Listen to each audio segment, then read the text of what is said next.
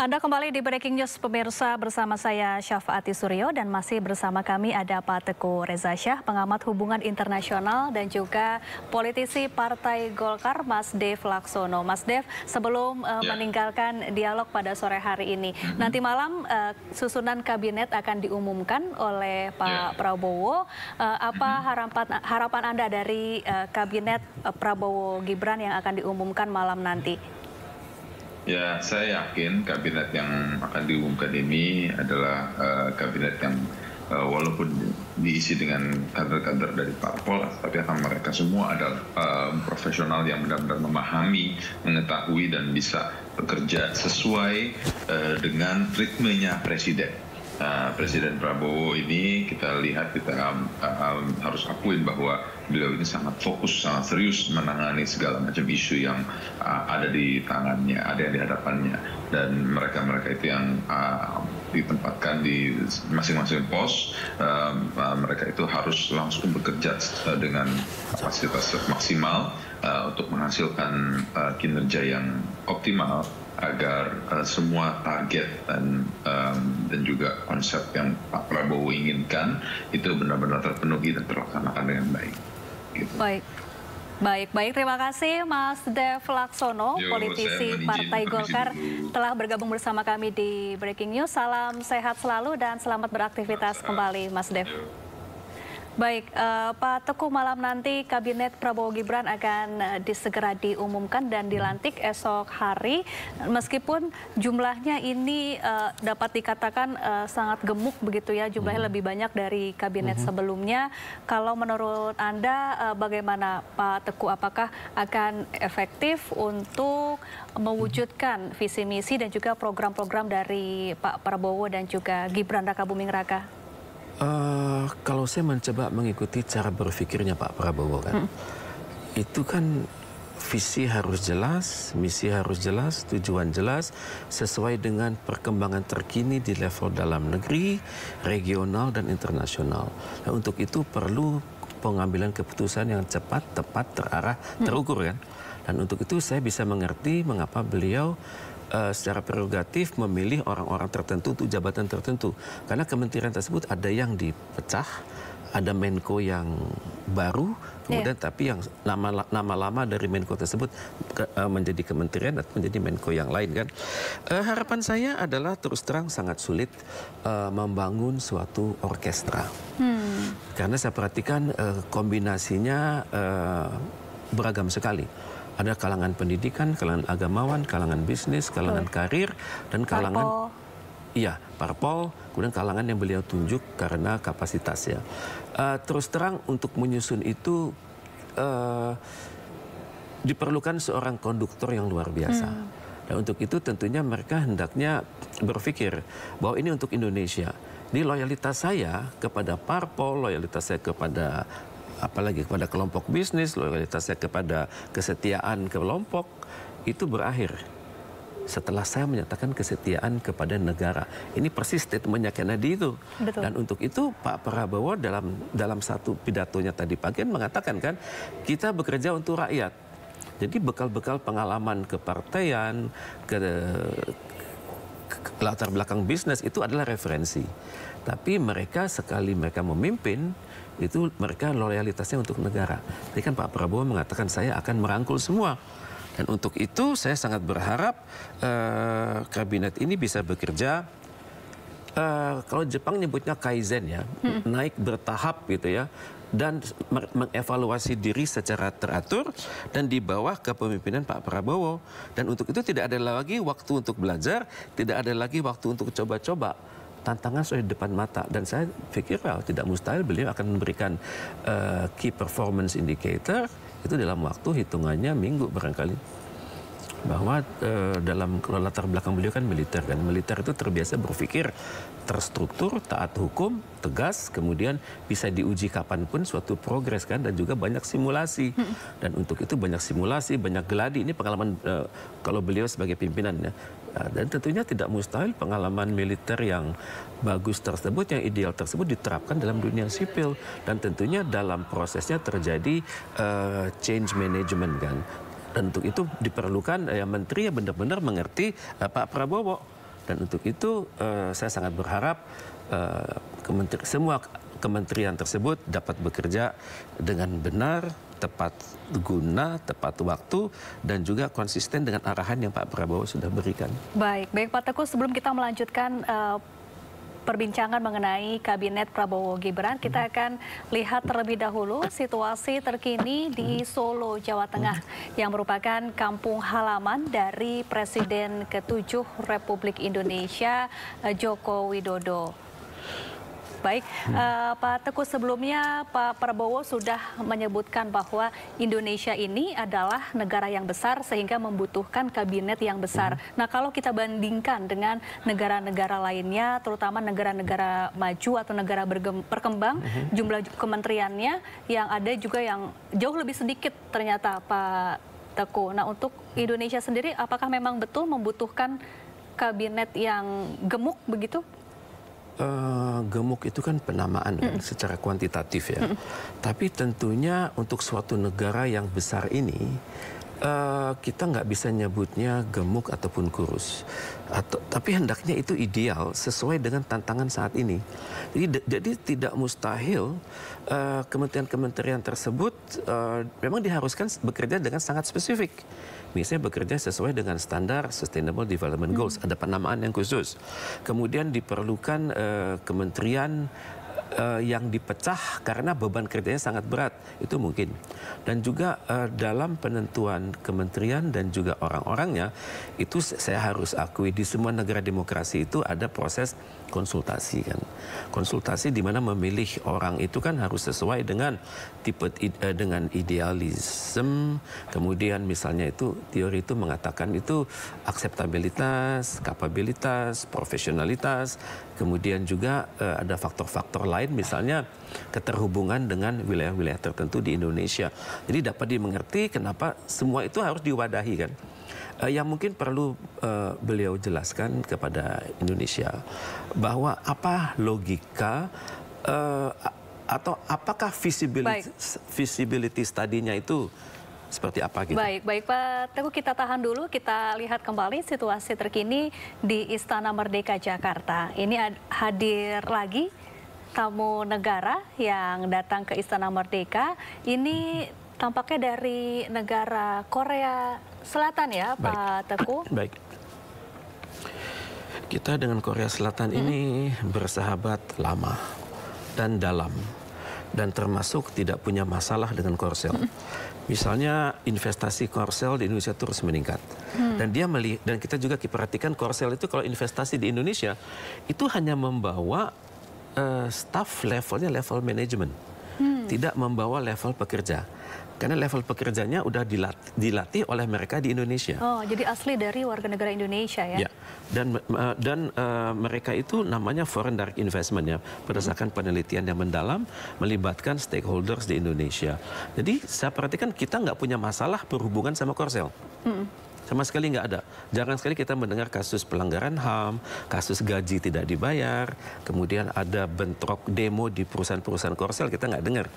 Jadi itu menunjukkan bahwa tingkat kedekatan kita dengan Korsel itu sudah sangat terlembaga dan juga antar kepemimpinan itu juga sudah sangat terhubung dengan sangat baik. Baik, apa saja sektor terbesar antara kerjasama Indonesia dengan Korea Selatan, Pak Teguh? Baik, di sektor energi, kemudian di sektor otomobil, kemudian di sektor teknologi tinggi, terutama sekali teknologi semikonduktor, kemudian juga di sektor-sektor pendidikan.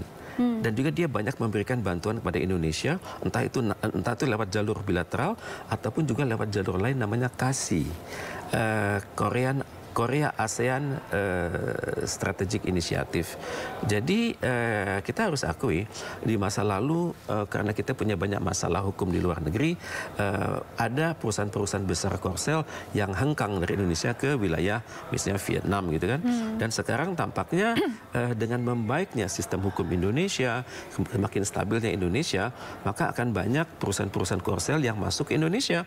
Entah itu masuknya karena memang penelitian di Indonesia itu bagus, ataupun juga karena dampak dari perang dagang antara Amerika Serikat dengan Cina. Ya, selain itu semua tentunya juga dunia hiburan dan budaya Korea yang juga sudah masif masuk ke Indonesia ya, betul, Pak Teguh. Betul.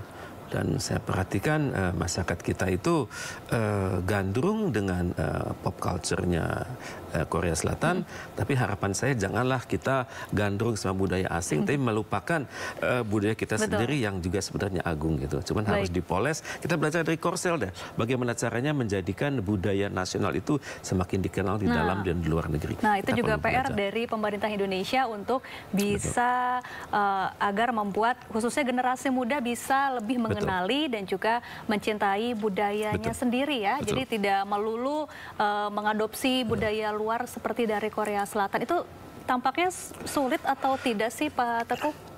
Namanya kan pop culture kan. Pop culture itu kan terhubung dengan industri. Dan di Korea Selatan itu pop culture-nya itu benar-benar didesain secara sangat sistematis. Mereka nggak ujuk-ujuk memperkenalkan K-pop, memperkenalkan BTS itu nggak ujuk-ujuk. Mereka itu benar-benar memilih figur-figur yang Korea, tipe Korea, kemudian diperkirakan mampu berinteraksi dengan masyarakat global, dan mereka juga sudah sebelumnya punya fans-fans yang sangat fanatik kan. Dan juga Korsel ini sudah beranjak lebih jauh loh. Misalnya aktor-aktor seperti BTS diberi fasilitas diplomatik, sehingga bisa masuk ke negara lain dengan mudah. Baik Pak Teguh dan pemirsa, kita akan lihat kembali situasi terkini di Solo, Jawa Tengah, kampung halaman dari Presiden ke-7 Republik Indonesia, Joko Widodo. Dan ini tampak ada iring-iringan mobil yang membawa Presiden ke-7 Republik Indonesia Joko Widodo beserta istri Iriana Joko Widodo yang dikabarkan baru saja tiba di Solo, Jawa Tengah.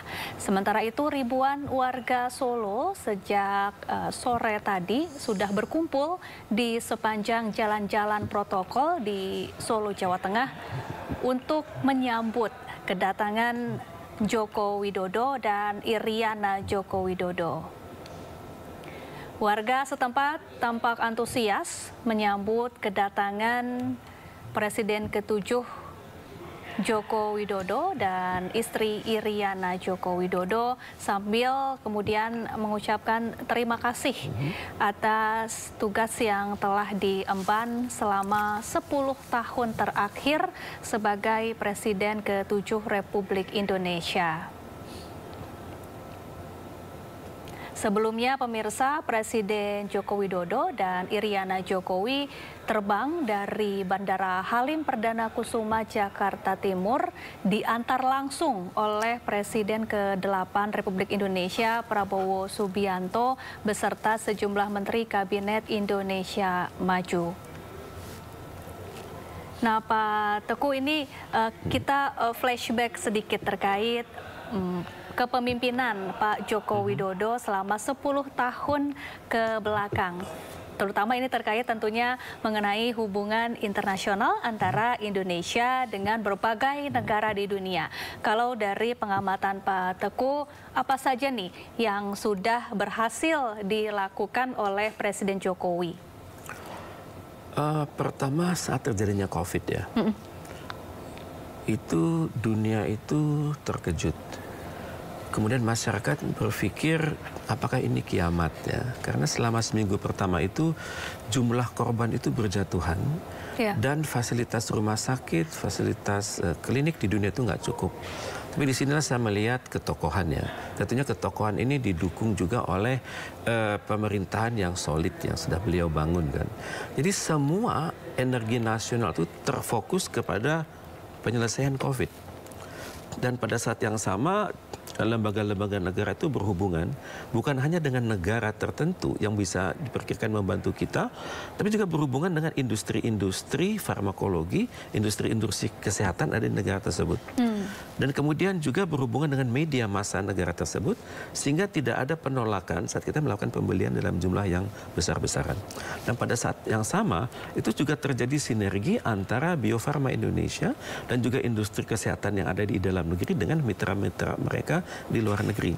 Disitulah kita lihat ternyata aparatur kesehatan kita itu sanggup bekerja dengan standar yang sangat tinggi, karena resikonya itu banyak juga insan-insan kesehatan yang wafat kan. Dan syukur kita bisa melewati transisi ini. Itu yang pertama. Dan sejak itu saya perhatikan Indonesia semakin siap, dan pengalaman COVID-19 kemarin itu menjadi pelajaran yang luar biasa mahal. Dan itu kita melihat bagaimana saat kita memulangkan warga negara Indonesia dari Cina kan. Itu kan sudah kita benar-benar menyesuaikan diri dengan standar yang dimintakan oleh Cina. Pesawatnya tipe apa, tidak boleh ada simbol-simbol tentara misalnya. Baik Pak Teguh dan pemirsa, sebelum kita lanjutkan dialog, ada informasi mengenai warga Solo mengerumuni lokasi jalan di sekitar kediaman Joko Widodo. Mereka menyambut kedatangan Jokowi usai purna tugas sebagai Presiden Republik Indonesia. Kedatangan Joko Widodo di Solo disambut meriah oleh warga. Sepanjang jalan menuju kediamannya, Jokowi tampak menyapa warga yang menyambutnya. Dalam kesempatan ini, Jokowi kembali melakukan tradisi lamanya dengan membagikan kaos kepada masyarakat. Aksi ini membuat warga antusias mengingat Jokowi sering melakukan kegiatan serupa ketika masih menjabat sebagai Presiden Republik Indonesia. Kembalinya Jokowi ke Solo membawa suasana nostalgia dan kegembiraan di kalangan warga setempat. Sebelumnya Jokowi pulang ke Solo usai purna tugas. Jokowi bertolak dari Lanut TNI Halim Perdana Kusuma menggunakan pesawat TNI AU Boeing B737 A7309.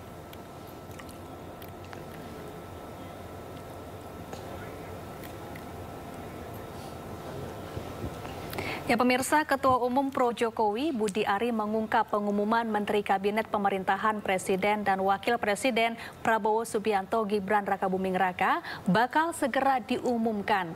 Rencananya nama-nama itu akan diumumkan pada Minggu malam hari ini. Namun sebelumnya pemirsa, kita akan kembali melihat situasi terkini di Solo, Jawa Tengah. Presiden ke-7 Republik Indonesia Joko Widodo sedang membagi-bagikan kaos kepada warga Solo, Jawa Tengah yang sudah menantinya di sepanjang jalan-jalan protokol di Solo sejak siang hari tadi. Jokowi setibanya di kampung halamannya di Solo langsung menyapa warga dan berkeliling ke sejumlah jalan-jalan utama di Solo, Jawa Tengah.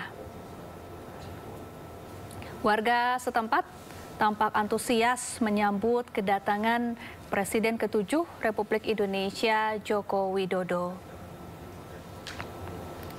Bahkan sejumlah warga berebut untuk mendekat ke arah Joko Widodo untuk bersalaman, menyapa langsung Joko Widodo dan juga menerima hadiah yang dibagikan oleh Jokowi di sepanjang jalan.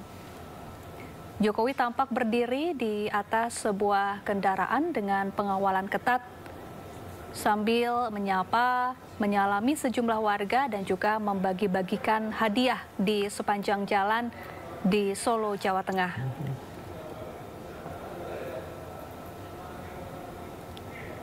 Ya Pak Teguh, ini Pak Jokowi ini juga merupakan sosok yang tampaknya dicintai ya oleh warga di kampung halamannya di Solo, Jawa Tengah. Kalau Anda melihat kepemimpinan Presiden ke-7 Joko Widodo, seperti apa nih Pak Teguh? Pemimpin yang merakyat ya. Dan dalam periode awal beliau selalu mengidentifikasikan diri dengan wong cilik itu. Kemudian juga saya perhatikan banyak sekali program-program pembangunan yang berbasis kepada kesejahteraan masyarakat umum kan. Misalnya peningkatan kualitas UMKM, kemudian kemudahan dalam sertifikasi pendidikan, kemudian juga dengan banyak mengadakan konferensi-konferensi internasional dengan menjadikan Indonesia itu sebagai contoh terbaik. Misalnya menghadapi intrusi air laut, kemudian menanamin mangrove, kemudian juga dengan menjadikan Indonesia itu model negara yang berpenduduk mayoritas Muslim, tapi berkualitas demokrasi internasional. Jadi ini adalah hal-hal yang beliau senantiasa nyatakan di dalam dan luar negeri. Kemudian saya perhatikan beliau ada keunikan ya, seorang presiden yang dekat dengan keluarga. Misalnya cucunya itu mendapat perhatian khusus ya. Di mana cucu itu menunjukkan generasi masa depan. Di mana generasi depan itu harus mendapat kasih sayang dari sang kakek. Dan juga beliau tidak sungkan-sungkan membawa cucu dalam berbagai kegiatan sosial budaya kan. Ini juga menjadi teladan bagi masyarakat agar orang tua itu janganlah jauh dari keluarga terdekat mereka. Ini adalah hal-hal yang tidak kelihatan, tapi kita harus akui ya bahwa beliau adalah tipe kebapaan. Baik, kalau Anda melihat sosok Jokowi di lingkungan dunia internasional selama menjabat sebagai presiden nih, seperti apa Pak Teguh? Saya perhatikan negara itu, saya lihat dari gesture ya, bagaimana pihak lain menilai kan. Seringkali kalau ada hasil pertemuan-pertemuan internasional, itu beliau malah yang didorong ke tengah. Padahal mungkin beliau sadar diri bahwa Indonesia itu secara alfabetis posisinya agak tidak di tengah, tapi agak di sisi luar ya. Tapi kepala negara lain itu melihat ini adalah wakil dari satu negara yang penduduknya itu keempat terbesar di dunia, kemudian sangat aktif dalam berbagai forum internasional ya, sehingga masuk ke dalam beliau itu kan penghargaan ya. Kemudian yang saya sering lihat juga adalah beliau itu cenderung mengambil keputusan itu cepat ya, dan nanti baru belakangan keputusan itu kan biasanya idealnya harus dibuat berdasarkan feasibility study kan. Misalnya beliau pernah ketemu dengan Trump, mengatakan Indonesia akan ikut TPP kan. Tapi setidaknya itu kan merupakan suatu gesture, suatu petunjuk bahwa Indonesia itu kelak akan mampu bersaing di level global seperti Amerika Serikat.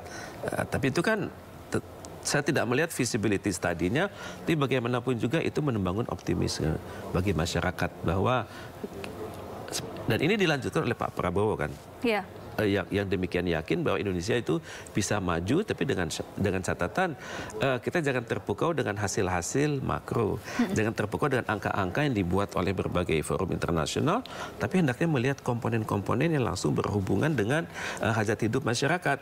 Jadi itu yang akan menjadi konsentrasi Pak Prabowo lainnya tentunya. Baik, sejumlah isu global juga memengaruhi situasi di dalam negeri ya Pak Teguh, termasuk gejolak perekonomian global, kemudian juga isu geopolitik dan lain sebagainya. Kalau Anda melihat apakah Presiden Jokowi ini cukup mampu untuk meredam apa yang terjadi di dunia internasional, kemudian tidak berdampak negatif terlalu banyak begitu kepada dalam negeri? Salah satu hal yang harus saya akui ya, Pak Jokowi itu berani langsung ke Ukraina loh. Jadi beliau langsung ke Ukraina, bertolak ke Ukraina. Di mana Pak Teguh, sebelum menjawab lebih jauh, kita akan lihat informasi mengenai warga Solo mengerumuni lokasi jalan di sekitar kediaman Joko Widodo. Mereka menyambut kedatangan Jokowi usai purna tugas sebagai Presiden Republik Indonesia. Ya, kedatangan Jokowi di Solo disambut meriah oleh warga. Sepanjang jalan menuju kediamannya, Jokowi tampak menyapa warga yang menyambutnya. Dalam kesempatan ini, Jokowi kembali melakukan tradisi lamanya dengan membagikan kaos kepada masyarakat. Aksi ini membuat warga antusias mengingat Jokowi sering melakukan kegiatan serupa ketika masih menjabat. Kembalinya Jokowi ke Solo membawa suasana nostalgia dan kegembiraan di kalangan warga setempat. Sebelumnya Jokowi pulang ke Solo usai purna tugas.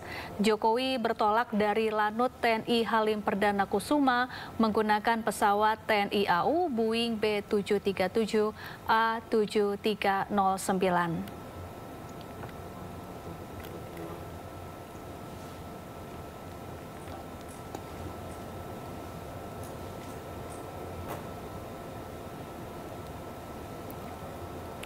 Ya, kita kembali lagi Pak Teguh melihat kondisi terkini di Istana Merdeka Jakarta. Ini ada sejumlah tamu negara yang baru saja hadir ya di Istana Merdeka dan disambut langsung oleh Presiden ke-8 Republik Indonesia Prabowo Subianto. Ini adalah tamu negara dari negara tetangga kita ya Pak Teguh, dari negara Singapura. Ya, Singapura adalah investor terbesar di Indonesia dan kita dan Singapura adalah sama-sama pendiri ASEAN tanggal Agustus tahun 1967 dan kita memiliki banyak kerjasama di dalam ASEAN dengan Singapura, misalnya kerjasama Indonesia, Malaysia, Singapura Growth Triangle, kemudian Sijori, Singapura, Johor Riau, dan kita banyak mendapat bantuan dari Singapura, terutama sekali pada saat kita COVID kemarin. Ada wilayah-wilayah Indonesia secara khusus dibantu oleh Singapura lewat fasilitas-fasilitas kesehatan. Dan Singapura dengan Indonesia itu, bagaimana kita ketahui, Singapura itu sangat tergantung kepada pertumbuhan ekonomi Indonesia karena Singapura adalah tujuan utama dari wisatawan Indonesia. Kemudian juga Singapura bersaing dengan Malaysia untuk menjalankan program namanya wisata kesehatan. Nah, jadi itu Singapura, dan juga kita punya masalah dengan Singapura di mana di masa lalu seringkali kebakaran di Indonesia, kebakaran hutan, yang entah itu dampaknya sampai ke Singapura ya. Singapura mengganggu pariwisata dia dan juga mengganggu lalu lintas pesawat di Singapura dan berdampak pada kesehatan masyarakat Singapura. Jadi kita hidup dalam satu lingkungan yang sangat dekat dan untuk itu tingkat kekerabatan itu harus sangat tinggi. Jadi perhatian Singapura kepada Indonesia itu sangat besar.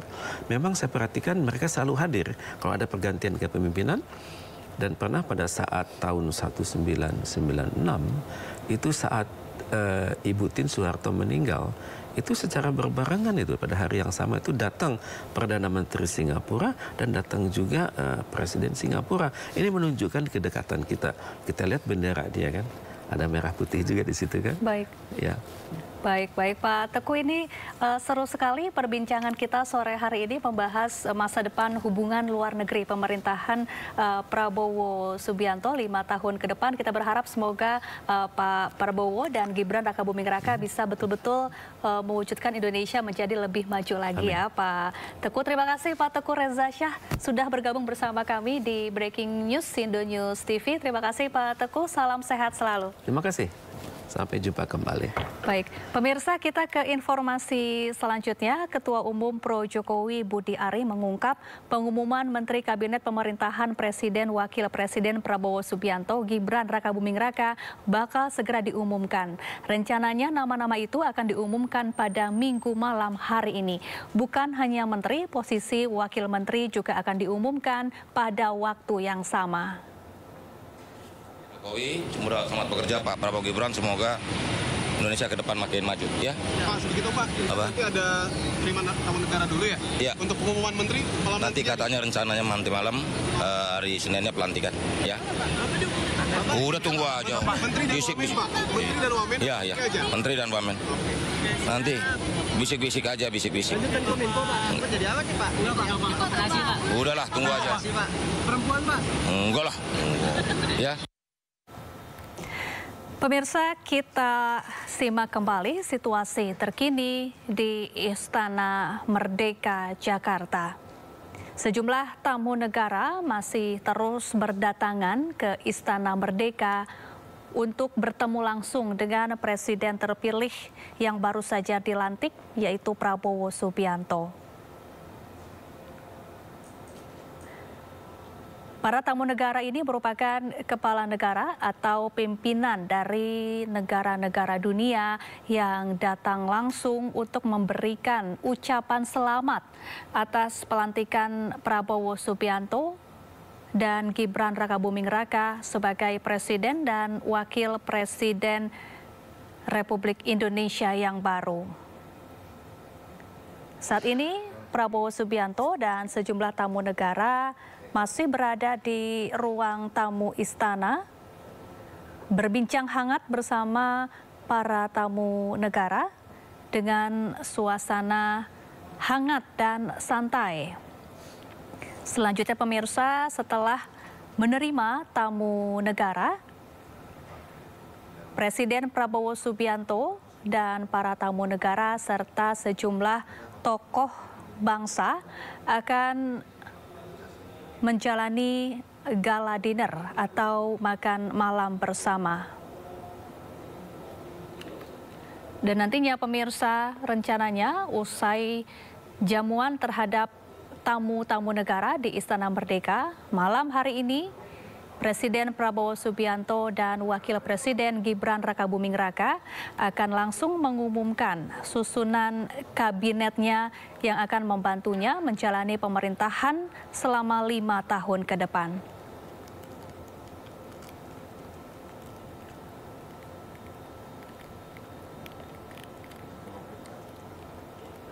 Cara pelantikan Presiden dan Wakil Presiden Republik Indonesia. Hari ini kita dihadiri 19 kepala negara dan kepala pemerintahan, serta 15 utusan khusus negara-negara sahabat lainnya.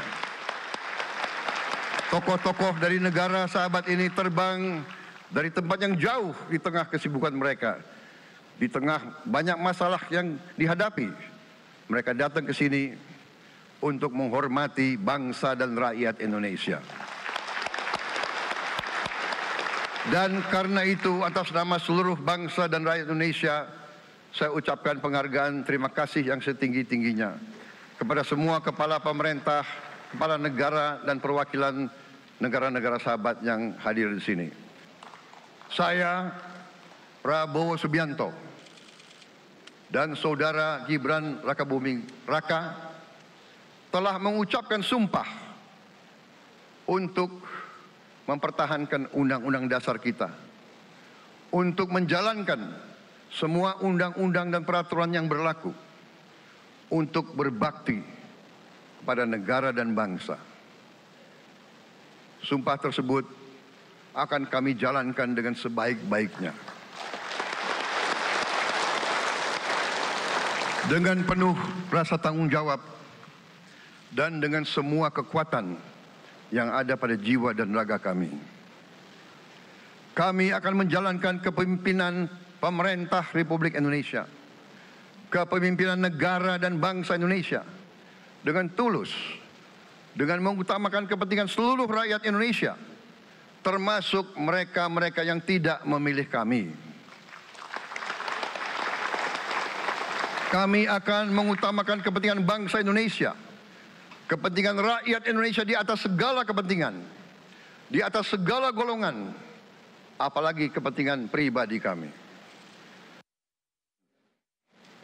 Tantangan, rintangan, hambatan, dan ancaman yang dihadapi oleh bangsa Indonesia di tengah dinamika dan pergolatan dunia tidak ringan. Saudara-saudara sekalian, kita faham, kita mengerti bahwa karunia yang diberikan oleh Yang Maha Kuasa kepada kita sungguh sangat besar dan sungguh sangat beragam. Kita memiliki luas wilayah daratan. Memang tadi Bebo dan juga pemirsa dapat saya ceritakan sedikit mengenai kedatangan Jokowi ke Kota Solo, Jawa Tengah ini disambut oleh ribuan warga, masyarakat Kota Solo dan sekitarnya, kemudian ada dari perwakilan pemerintah di Solo, Jawa Tengah, kemudian Presiden Republik Indonesia ke-7 yang Bundawati itu keluar dari Bandara Adi Sumarmo pintu selatan Bali, kemudian menuju ke kawasan Jalan Adi Sumarmo dan menuju ke titik mahasiswa yang tadi disebutkan dan saja dilengkapi, dan nantinya dari titik mahasiswa ini akan menuju ke kawasan Jalan Lejen Soekarno tempat saya mengabarkan sumber daya. Dan memang warga begitu ya, sampai tadi bahkan dari pagi begitu, saya bisa melihat banyak sekali spanduk, kemudian baliho, video yang bertuliskan terima kasih atas pengabdian Joko Widodo. Dan memang sampai saat ini kita melihat suasana di kediaman begitu riuh, begitu semangat. Warga sudah menunggu sejak pagi tadi, ada yang menggunakan kostum superhero, kemudian membawa tulisan berterima kasih kepada superhero Indonesia, yakni Bapak Insinyur Haji Joko Widodo. Dan tentunya tidak hanya warga masyarakat yang begitu antusias, namun juga di sini tidak hanya orang dewasa, baby, namun juga ada anak-anak yang mereka turut menyambut kedatangan dari Presiden Republik Indonesia ke-7 Joko Widodo. Nah, kalau kita lihat memang pengamanan yang diberikan ini cukup ketat begitu, baby, di mana ada sekitar 900 personil yang dikerahkan, baik itu dari TNI dan juga Polri, untuk pengamanan penyambutan datangnya Joko Widodo menuju ke kediaman. Dan memang hingga saat ini juga kami masih menunggu perjalanan Joko Widodo beserta rombongan untuk tiba di kediamannya, karena memang iring-iringan tadi saya bisa gambarkan.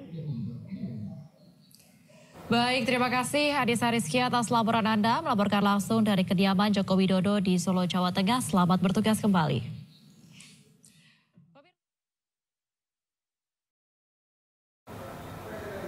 Ya pemirsa, kita akan kembali menyimak kembali pidato yang disampaikan oleh Prabowo Subianto. Saudara-saudara sekalian, kita tidak boleh memiliki sikap seperti burung unta yang kalau melihat sesuatu yang tidak enak, ia memasukkan kepalanya dalam tanah. Mari kita menatap ancaman dan bahaya dengan gagah. Marilah kita menghadapi kesulitan dengan berani. Saudara-saudara sekalian, marilah kita berhimpun, marilah kita bersatu untuk mencari solusi-solusi, mencari jalan keluar dari ancaman dan bahaya tersebut. Saudara-saudara sekalian, saya telah mencanangkan bahwa Indonesia harus segera swasembada pangan dalam waktu yang sesingkat-singkatnya. Kita tidak boleh tergantung sumber makanan dari luar. Dalam krisis, dalam keadaan genting, tidak ada yang akan mengizinkan barang-barang mereka untuk kita beli. Karena itu, tidak ada jalan lain. Dalam waktu yang sesingkat-singkatnya, kita harus mencapai ketahanan pangan.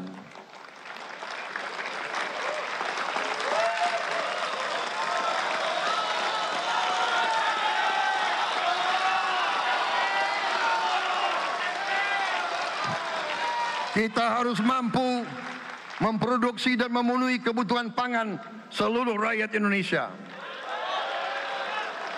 Saya sudah mempelajari bersama pakar-pakar yang membantu saya.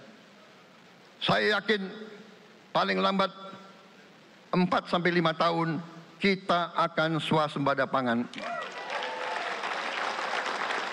Bahkan kita siap menjadi lumbung pangan dunia.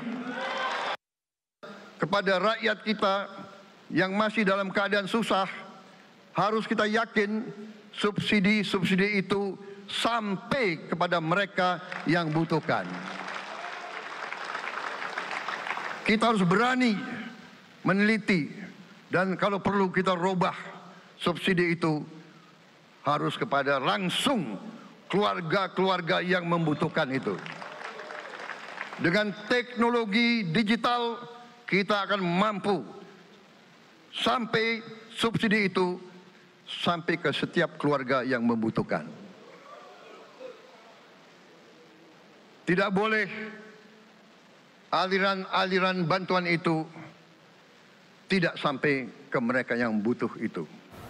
Pemirsa, saat ini kami sudah bersama dengan pengamat politik sekaligus peneliti dari Saiful Mujani Research and Consulting, Mas Saidiman Ahmad. Selamat sore Mas Saidiman, apa kabar? Kabar baik. Terima kasih sudah hadir di Breaking News Indonews TV hari ini. Mas Saidiman, hari ini kita punya presiden dan wakil presiden yang baru, Pak Prabowo dan juga Gibran Rakabuming Raka. Kalau menurut Anda, apa tantangan utama dari Presiden Prabowo dan juga Gibran Rakabuming Raka di periode awal masa kepemimpinan mereka? Saya kira salah satu tantangan dari Pak Prabowo dan Gibran ini juga terkait dengan komitmen beliau berdua bahwa politik ke depan ini adalah politik yang merangkul, yang persatuan dan seterusnya.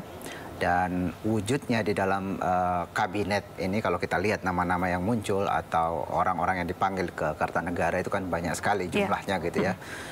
Sekitar 109, 108 gitu, bahkan katanya bertambah lagi setelah itu. Karena itu saya kira tantangan pertama adalah bagaimana membangun koordinasi yang baik di antara pembantu-pembantu presiden, baik menteri, wakil menteri maupun kepala lembaga. Itu kan banyak sekali. Dan saya melihat bahwa Prabowo Subianto sudah mulai melakukan itu. Misalnya kalau kita lihat urut-urutannya, pertama kali ketemu dengan Pak Jokowi dulu, bincang-bincang selama beberapa jam gitu ya, 2 kali di Jakarta dan Solo. Lalu kemudian memanggil calon-calon menterinya, lalu kemudian melakukan pembekalan. Setelah itu ketemu dengan ketua-ketua partai dan bahkan juga berencana ketemu juga dengan Ibu Mega yang sampai hari ini tidak terjadi. Jadi kita melihat bahwa ada upaya dari Prabowo Subianto untuk kemudian memperkuat koordinasi itu atau mencoba mengatasi persoalan yang mungkin muncul, yaitu koordinasi, kemudian kesepemahaman ya dari para calon-calon pembantu. Saya kira itu tantangan pertama dan itu terkait juga dengan upaya Pak Prabowo untuk kemudian yaitu tadi merangkul semua. Kemudian yang kedua tentu saja tantangan yang paling besar adalah karena kalau kita lihat target-target pembangunan dari Pak Prabowo ini kan sangat ambisius gitu ya, sangat besar. Target pertumbuhan ekonomi misalnya 8%, bahkan ini lebih tinggi daripada target pembangunan ekonomi, pertumbuhan ekonomi Pak Jokowi yang hanya 7% gitu ya. Saya kira itu juga tantangan. Kemudian ada sejumlah program yang sangat besar ya, misalnya makan bergizi gratis yang kita dengar bukan hanya untuk anak sekolah, tetapi anak-anak yang tidak sekolah. Kemudian bukan hanya makan siang, tapi sarapan dan seterusnya. Bahkan ibu-ibu juga. Dan tentu ini juga memerlukan pikiran yang serius soal dari mana sumber daya atau sumber pendanaan yang akan digunakan untuk program-program yang ambisius ini. Baik, ada makan bergizi gratis, ada pembangunan IKN yang juga masih dilanjutkan Mas Saidiman. Infrastruktur secara umum itu kan Pak Prabowo akan melanjutkan itu semua, dan memang slogan dari Pak Prabowo dan Gibran ini adalah ingin melanjutkan pembangunan Pak Jokowi. Jadi selain melanjutkan pembangunan terutama infrastruktur dari Pak Jokowi, juga saya menduga bahwa Pak Prabowo ini tentu punya target-target yang di luar itu juga untuk dirinya sendiri ya, sebagai seorang presiden. Tidak mungkin presiden itu selalu bergantung pada apa yang sudah dicapai atau rencana-rencana kerja dari presiden sebelumnya. Kedua tokoh ini, Prabowo dan Gibran, tentu punya rencana sendiri yang kemudian itu nantinya akan menjadi warisan. Baik. Ya, dalam mewujudkan itu semua tentu membutuhkan menteri-menteri yang solid dan mumpuni yang akan membantu Prabowo Gibran selama 5 tahun ke depan dalam susunan kabinet yang rencananya akan diumumkan malam nanti nih Mas Saidiman. Lebih dari 100 tokoh sudah dipanggil dan kabarnya Kementerian Prabowo Gibran akan bertambah dan kabinetnya cenderung gemuk begitu ya.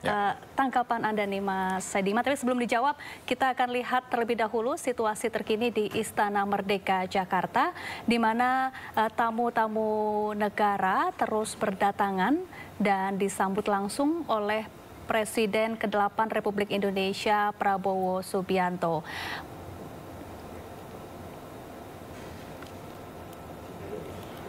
Dan pemirsa, kita beralih ke informasi lain. Baik, kita akan kembali melihat situasi terkini di Istana Merdeka Jakarta.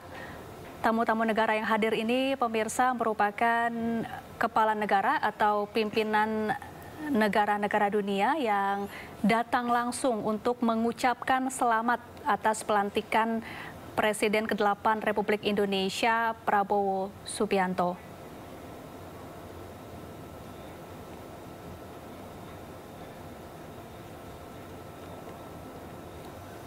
Pemirsa, sementara itu warga Solo mengerumuni lokasi jalan di sekitar kediaman Joko Widodo. Mereka menyambut kedatangan Jokowi usai purna tugas sebagai Presiden Republik Indonesia. Ya, kedatangan Jokowi di Solo disambut meriah oleh warga. Sepanjang jalan menuju kediamannya, Jokowi tampak menyapa warga yang menyambutnya. Dalam kesempatan ini, Jokowi kembali melakukan tradisi lamanya dengan membagikan kaos kepada masyarakat. Aksi ini membuat warga antusias mengingat Jokowi sering melakukan kegiatan serupa ketika masih menjabat. Kembalinya Jokowi ke Solo membawa suasana nostalgia dan kegembiraan di kalangan warga setempat.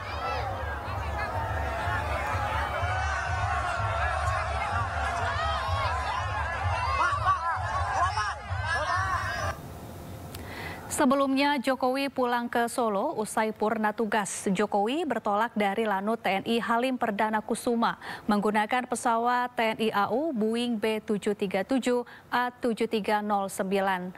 Turut menemani dalam penerbangan menuju Solo, Jawa Tengah, Kapolri Jenderal Listio Sigit Prabowo dan Panglima TNI Jenderal TNI Agus Subianto.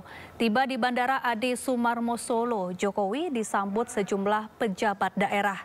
Turut menyambut pula di Adi Sumarmo Presiden KSPSI Andi Gani Nenawea dan Presiden Partai Buruh Said Iqbal.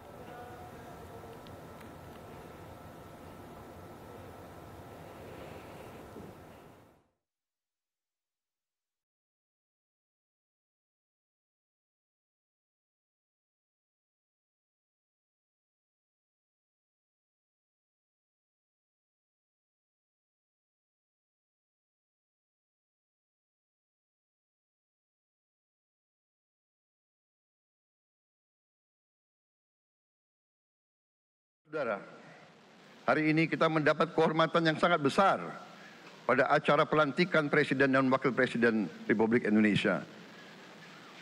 Hari ini kita dihadiri 19 kepala negara dan kepala pemerintahan, serta 15 utusan khusus negara-negara sahabat lainnya. Tokoh-tokoh dari negara sahabat ini terbang dari tempat yang jauh di tengah kesibukan mereka. Di tengah banyak masalah yang dihadapi, mereka datang ke sini untuk menghormati bangsa dan rakyat Indonesia. Dan karena itu, atas nama seluruh bangsa dan rakyat Indonesia, saya ucapkan penghargaan terima kasih yang setinggi-tingginya kepada semua kepala pemerintah, kepala negara, dan perwakilan negara-negara sahabat yang hadir di sini. Saya, Prabowo Subianto, dan Saudara Gibran Rakabuming Raka telah mengucapkan sumpah untuk mempertahankan undang-undang dasar kita, untuk menjalankan semua undang-undang dan peraturan yang berlaku, untuk berbakti kepada negara dan bangsa. Sumpah tersebut akan kami jalankan dengan sebaik-baiknya. Dengan penuh rasa tanggung jawab dan dengan semua kekuatan yang ada pada jiwa dan raga kami. Kami akan menjalankan kepemimpinan pemerintah Republik Indonesia, kepemimpinan negara dan bangsa Indonesia dengan tulus, dengan mengutamakan kepentingan seluruh rakyat Indonesia, termasuk mereka-mereka yang tidak memilih kami. Kami akan mengutamakan kepentingan bangsa Indonesia, kepentingan rakyat Indonesia di atas segala kepentingan, di atas segala golongan, apalagi kepentingan pribadi kami.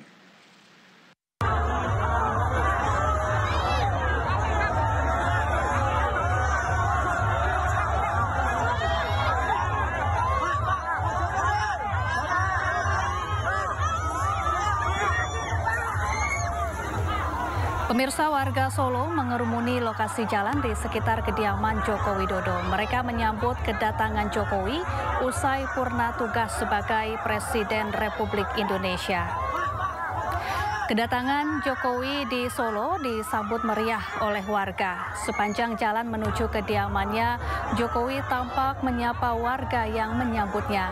Dalam kesempatan ini, Jokowi kembali melakukan tradisi lamanya dengan membagikan kaos kepada masyarakat. Aksi ini membuat warga antusias mengingat Jokowi sering melakukan kegiatan serupa ketika masih menjabat. Kembalinya Jokowi ke Solo membawa suasana nostalgia dan kegembiraan di kalangan warga setempat.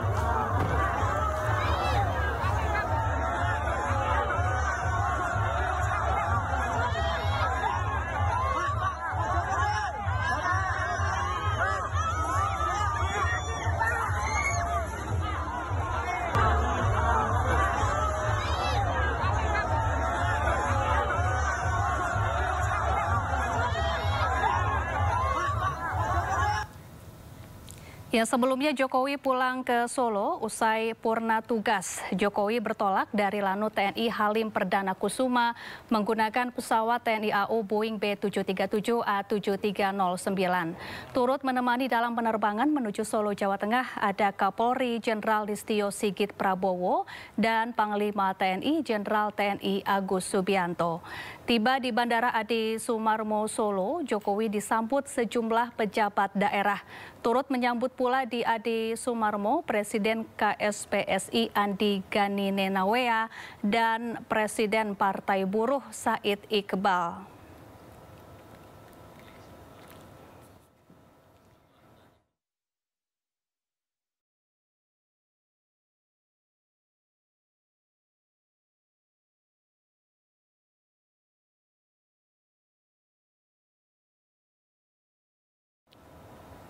Ya, pemirsa, masih bersama kami ada Mas Saidiman Ahmad, pengamat politik, dan baru bergabung juga di studio Sindo News ada Pak Saleh Ramli, politisi Partai Gerindra. Pak Saleh, apa kabar? Kabar baik. Baik, luar biasa. Terima kasih sudah hadir bersama kami di Breaking News. Saya ingin bertanya ke Mas Saidiman terlebih dahulu. Ini terkait tadi gambar yang baru saja kita saksikan, Presiden Jokowi pulang kampung, kemudian disambut oleh warga setempat dan membagi-bagikan kaos di sana.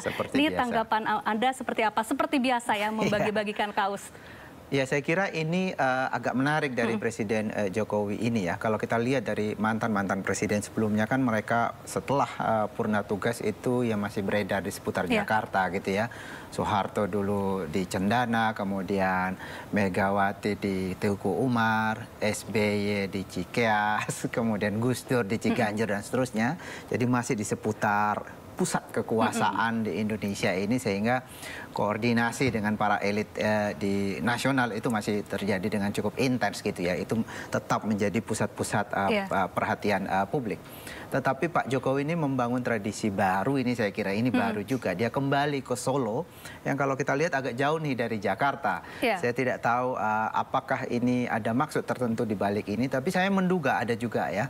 Kalau kita membaca secara politik, kita kan pengamat ini bisa menyatakan apapun sebetulnya, mencoba menafsir apa yang terjadi. Selain ya memang kampungnya Pak Jokowi di sana, tetapi saya kira Pak Jokowi secara politik ingin menunjukkan bahwa dia agak berbeda dengan elit-elit utama di negara ini, di mana mereka memang elit di Jakarta gitu ya, di seputar Jakarta. Tapi dia ini sendiri agak jauh, agak di pinggiran gitu ya. Mungkin dia ingin mengembalikan ya memori publik ketika ia baru terpilih sebagai presiden ketika itu, bahwa dia dianggap sebagai orang kebanyakan gitu ya, masyarakat biasa. Jokowi adalah kita. Lalu kemudian dia mulai dengan semangat itu, Jokowi adalah kita. Sekarang ia kembali, purna tugas kembali ke Solo, ingin kemudian kembali nostalgia, menjadi Jokowi adalah kita kembali ya, bahwa ini adalah dari rakyat dan kemudian dia kembali ke rakyat. Mungkin itu yang bisa kita lihat ya, salah satu tafsir atas apa yang terjadi sekarang. Karena kan awalnya juga dari wali kota Solo kan? Ya betul, betul. Baik. Kalau menurut Anda Pak Saleh terkait Pak Jokowi setelah memberikan estafet kepemimpinan kepada Pak Prabowo, langsung pulang kampung ke Solo, Jawa Tengah, menyapa warga di sana yang sudah menunggu sejak siang tadi dan membagi-bagikan kaos. Apa yang Anda lihat, tanggapan Anda Pak Saleh? Yang pertama saya ingin mengucapkan selamat kepada Pak Prabowo dulu.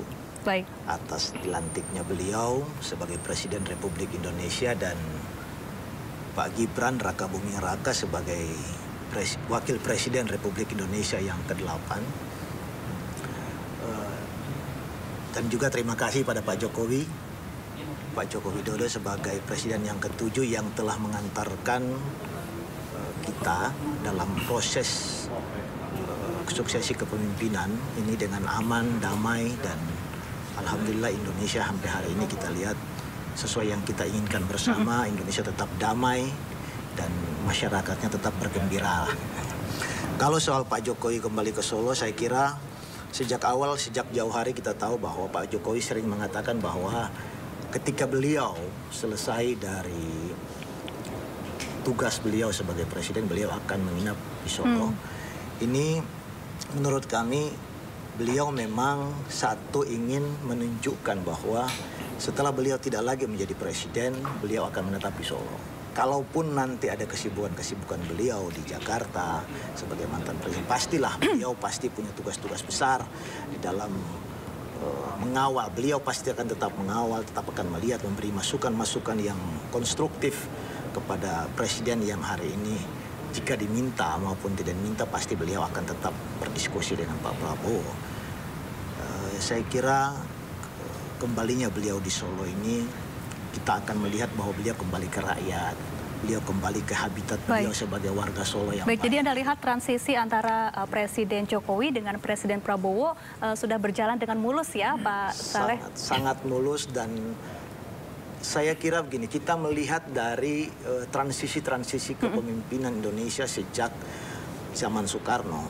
Hari ini kita melihat transisi kepemimpinan dari Pak Jokowi ke Pak Prabowo itu sangat damai, sangat seperti yang kemarin ketika dari Pak SBY ke Jokowi juga kita lihat ada proses yang sangat damai, sangat yang sejuk kita lihat di masyarakat. Kita sebagai generasi, sebagai anak bangsa ingin melihat Indonesia ke depan. Setiap suksesi kepemimpinan itu selalu berjalan dengan damai, dengan adem, dengan sejuk, sehingga kita punya optimisme bahwa Indonesia ke depan akan lebih baik, akan lebih jaya, lebih maju.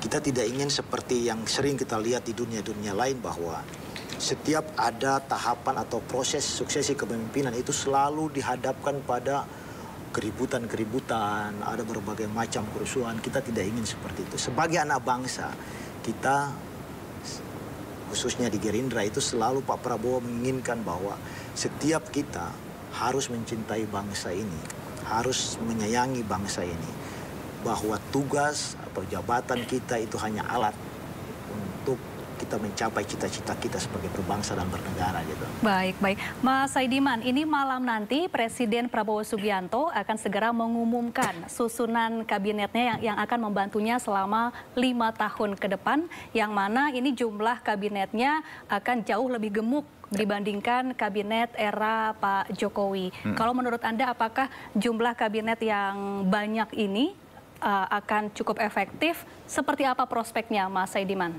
Pertama-tama mungkin istilah gemuk saya agak kritisi sedikit ya. Menurut saya yang paling tepat adalah kabinet gemoy. Seperti slogan Pak Prabowo ya.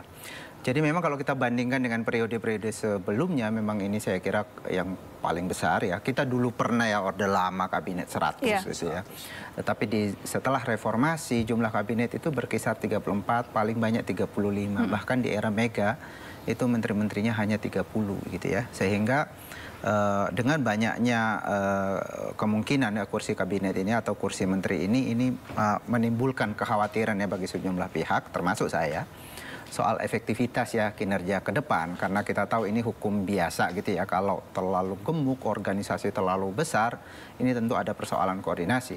Tetapi seperti yang tadi saya katakan, ada persoalan koordinasi, kemudian mungkin akan ada tantangan soal tumpang tindih, kewenangan dan seterusnya, dan itu kan biasa kita lihat ya.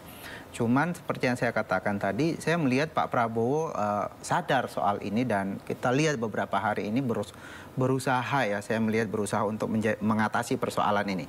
Misalnya tadi saya katakan itu terlihat sangat sistematis. Pertama ketemu dengan Pak Jokowi, bincang-bincang selama beberapa jam, lalu kemudian setelah itu kemudian tokoh-tokoh itu dipanggil, lalu kemudian ada pembekalan. Saya kira itu tujuannya selain koordinasi, saya kira juga menyamakan pikiran ya, ini tujuan pembangunan di era Pak Prabowo dan seterusnya, sehingga semua orang tahu apa tujuannya dan bagaimana cara mencapai itu dan seterusnya. Lalu kemudian setelah pembekalan itu ada pertemuan Pak Prabowo dengan ketua-ketua partai. Iya. Tentu saja karena banyaknya kursi ini dan juga kita lihat ya Pak Prabowo ini dengan slogan persatuan ingin merangkul semua. Yang kita lihat dari tokoh-tokoh itu sebenarnya yang akan dirangkul semua itu bukan hanya entitas politik dari partai politik, tapi juga entitas politik di luar partai politik, organisasi, kelompok-kelompok bisnis, dan seterusnya, perwakilan dari daerah, semuanya ingin dirangkul. Dan tentu ini tentu ini punya ada aspek yang positif dari sana, karena semua ingin ada perwakilannya di dalam kabinet. Tapi pada saat yang sama itu bisa jadi menimbulkan persoalan. Misalnya salah satunya adalah bagaimana mengatasi kepentingan dari pendukung lama Pak Prabowo dengan hadirnya pendukung baru, misalnya partai-partai yang baru mendukung yang sebelumnya berlawanan. Tentu ini harus ada komunikasi yang intens agar semuanya kemudian tidak ada yang merasa tidak layak, tidak terlalu proporsional gitu posisinya di dalam pemerintahan ke depan. Baik, lalu seperti apa sesungguhnya nanti komposisi dari susunan kabinet Prabowo Gibran yang akan diumumkan malam nanti? Ini Pak Saleh tentu mengetahui nih. Sebelumnya kan Pak Prabowo menyebutkan akan membentuk zaken kabinet yang diisi oleh mayoritas kalangan profesional begitu ya. Nah, nanti malam yang akan diumumkan seperti apa nih komposisinya? Saya kira gini, komposisi apakah dari profesional ataupun dari kader-kader partai, yang pasti mereka adalah orang-orang pilihan, orang-orang terbaik dari partai maupun dari sisi profesional yang selama ini mereka geluti. Ada beberapa kritikan dari beberapa teman dari beberapa pengamat mengatakan bahwa Prabowo jumlah kabinetnya seperti yang disampaikan tadi terlalu banyak, terlalu gemuk. Besar dan tidaknya jumlah kabinet itu tergantung sudut pandang kita seperti apa. Beberapa kali Pak Prabowo sering mengatakan bahwa negara ini negara yang sangat besar. Kalau dibandingkan dengan negara lain, negara kita ini seluas Eropa. Dan dari Eropa itu terdiri dari 28 negara dan Indonesia itu hanya ada satu negara. Nah, kita selama ini 79 tahun kita merdeka. Bangsa ini harus terus berjalan dan kita tahu bersama bahwa terkadang koordinasi di antara birokrasi di pemerintahan yang selama ini menjadi hal yang selalu dikeluhkan, hal yang selalu banyak dikritik oleh para pengamat, dikritik oleh pihak-pihak lain, bahwa Indonesia ini koordinasinya agak lambat. Nah, oleh karena itu Pak Prabowo ingin ke depan setiap bidang, setiap kementerian, setiap badan yang ditugaskan oleh beliau mampu melaksanakan tugasnya sesuai dengan porsinya gitu, sehingga tidak lagi bias dengan berbagai kepentingan lain. Karena kita lihat hari ini tantangan kita ke depan kan luar biasa. Maka setiap menteri yang bekerja itu harus fokus dengan tugas-tugas yang mungkin akan diberikan oleh Pak Prabowo gitu. Baik, baik. Tentunya masing-masing pemimpin memiliki ciri khas tersendiri, termasuk Pak Jokowi yang baru saja pulang ke kampung halaman di Solo, Jawa Tengah, yang kemudian langsung menyapa warga dan membagi-bagikan kaos di sana. Kalau menurut Anda, Pak Saidiman, ini gimmick-gimmick politik seperti ini yang dilakukan oleh Pak Jokowi, meskipun usai purna tugas tidak lagi menjabat sebagai presiden, apa maknanya, Mas Saidiman? Ya, saya melihat perbedaan lain ya Pak Jokowi dengan presiden-presiden sebelumnya itu ada mungkin karena usia juga dan ya mungkin ya beda karakter tentu saja. Pak Jokowi ini seperti sudah purna tugas tetapi tampaknya masih ingin menjaga pengaruh di politik ya. Kalau kita lihat belakangan bahkan ya sepanjang 10 tahun ini Pak Jokowi itu selalu terlihat rajin sekali datang ke publik, mengumpulkan publik, datang ke pasar-pasar dan seterusnya. Yang saya kira itu yang menyebabkan kenapa popularitasnya tetap di atas, ya profile ratingnya tetap di atas, karena dia menjaga itu salah satunya. Dan kita melihat sampai hari ini ketika selesai pun dia tetap menjaga. Saya melihat mungkin ya ini bisa jadi ini pembacaan yang saya, tapi saya melihat jangan-jangan ini bagian dari strategi Pak Jokowi untuk kemudian tetap mempertahankan pengaruh di publik. Dan kalau kita lihat selama ini kan ya tadi disinggung bahwa ini mungkin adalah transisi kekuasaan yang paling smooth, yang paling halus gitu ya, damai. Kemudian seperti Pak Jokowi mempersiapkan ya penerusnya ya, bahkan menteri-menterinya kan setengahnya itu kembali akan menjadi menteri Pak Prabowo Subianto.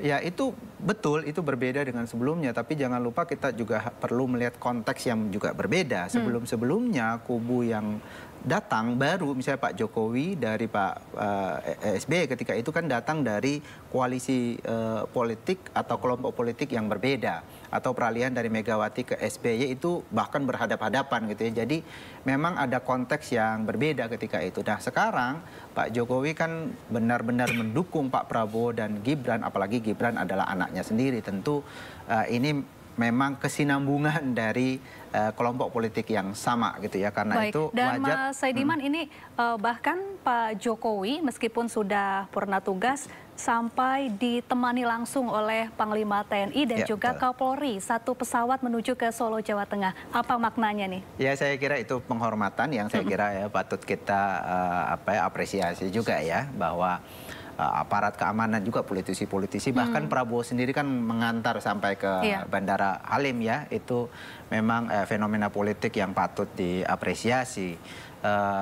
Dan juga memang ada kedekatan khusus ya Pak Jokowi dengan katakanlah misalnya Pak Listio Sigit kalau tidak salah dulu adalah ajudan misalnya, jadi punya kedekatan gitu ya. Jadi saya kira kalau kemudian sampai di detik-detik terakhir masih dekat ya ini wajar ya, dan menurut saya ini sesuatu yang positif saja. Baik, bahkan Pak Prabowo Subianto juga mengantarkan langsung Pak Jokowi ya di Bandara Halim Perdana Kusuma bersama sejumlah Menteri Kabinet Indonesia Maju untuk pulang kampung ke Solo, Jawa Tengah dan saling memberi pesan. Tanggapan Anda Pak Saleh? Menurut saya ini sebuah tradisi yang baik, tradisi yang harus kita memberi contoh kepada pihak luar bahwa Indonesia setiap suksesi kepemimpinan itu selalu diakhiri dengan cara-cara yang sangat sejuk, yang sangat baik seperti yang saya sampaikan tadi. Ini kan bisa menjadi contoh juga buat generasi-generasi, buat pemimpin-pemimpin di daerah, baik di tingkat gubernur, baik di tingkat tingkat kabupaten, kota, bahwa setiap ada peralihan kekuasaan atau suksesi kepemimpinan di tingkat lokal itu setidaknya mencontohlah kepada pemimpin kita yang ada di pusat, yang di Jakarta ini, bahwa kalian di bawah itu harus sejuk juga, sehingga Indonesia yang kita ingin cita-citakan, Indonesia yang merdeka yang sering disampaikan oleh Pak Prabowo ya bisa tercapai. Karena tidak mungkin tujuan kita bernegara itu bisa tercapai kalau negara kita ini ya kasak kusuknya.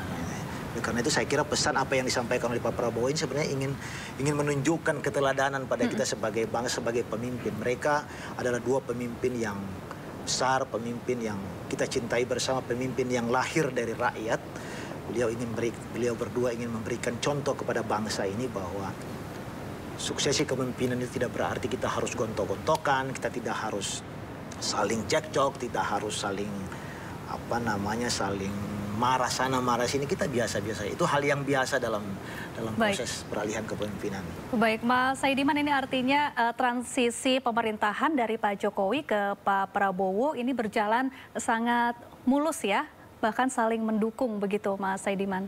Ya, dari sisi itu ya kita bisa melihat bahwa Pak Jokowi memang seperti mempersiapkan ya, mensupport lah pemerintahan ke depan, dan Pak Prabowo juga mengapresiasi itu, memberi hormat, bahkan memberi ruang ya bagi menteri-menteri atau pembantu-pembantu Pak Jokowi masuk ke kabinet.